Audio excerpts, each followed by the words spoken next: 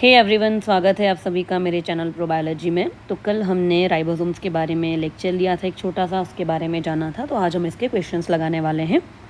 तो चलिए देखिए, पहला क्वेश्चन आपके सामने आ रहा है कि ribosomes are mainly composed of, है ना। राइबोसोम किसका बना होता है? तो हमने समझा था कि जो राइबोसोम होता है वो प्रोटीन और आरएनए का बना होता है। कल हमने कुछ इस तरीके से स्ट्रक्चर बनाए थे, 2 सब यूनिट, एक लार्जर सब यूनिट और एक स्मॉलर सब यूनिट, और इनमें कहीं कहीं आरएनए पाए जाते हैं। तो सही आंसर क्या हो जाएगा आपका? सेकेंड। आगे बढ़ रहे हैं क्वेश्चन नंबर 2 की तरफ।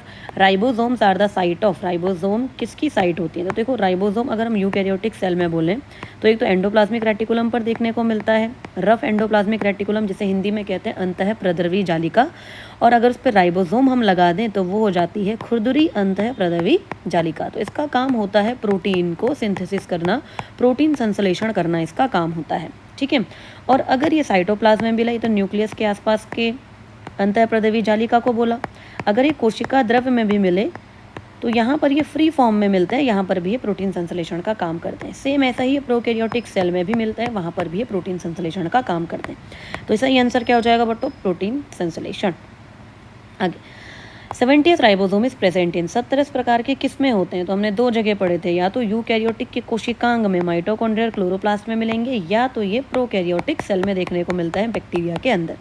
तो यूकैरियोटिक के साइटोप्लाज्म नहीं है, गलत हो जाएगा। प्रोकैरियोटिक सेल, हाँ, सेकंड आंसर हमारा ठीक हो जाएगा, ठीक है। न्यूक्लियस में नहीं मिलता है, एंडोप्लाज्मिक रेटिकुलम में नहीं मिलता है। क्वेश्चन नंबर 4 की तरफ चलें। 80th राइबोसोम कहाँ मिलेंगे? देखो, बैक्टीरिया प्रोकैरियोटिक सेल है, साइनोबैक्टीरिया प्रोकैरियोटिक सेल है, यूकैरियोटिक के साइटोप्लाज्म में अभी समझा माइटोकॉन्ड्रिया कोशिकांग होता है, इसमें 70s टाइप का देखने को मिलता है। तो सही आंसर क्या हो जाएगा हमारा? 3। बढ़ते हैं क्वेश्चन नंबर 5 की तरफ। The letter S in 70th ribosome stand for, हमने 2 चीज़ें पढ़ी थी कि जो साइंटिस्ट था उनका नाम था स्वेडबर्ग, और जो इसको कोफिशिएंट होता है वो क्या हो जाएगा आपका? Sedimentation coefficient. तो दोनों का एस से शुरू हो रहा था, इसलिए एस नाम दे देते हैं। यहाँ पर आकार नहीं होगा, सरफेस एरिया नहीं होगा, शेप नहीं होगा, सही आंसर हो जाएगा स्वेडबर्ग इकाई। Question number 6, which one of the following correctly match, सही मैच कौन करवाया? तो देखो, 70 बना था हमारा 50 + 30 से, और जो 80 है वो बना था 40 + 60 से। तो देखो कौन सा सही है? ये वाला आई थिंक मुझे यहाँ मिल पा रहा है। बाकी 80 में 50-30 नहीं हो सकता, 80 में 70-10 नहीं हो सकता, ये भी नहीं हो सकता। तो सही आंसर क्या हो जाएगा? Second answer.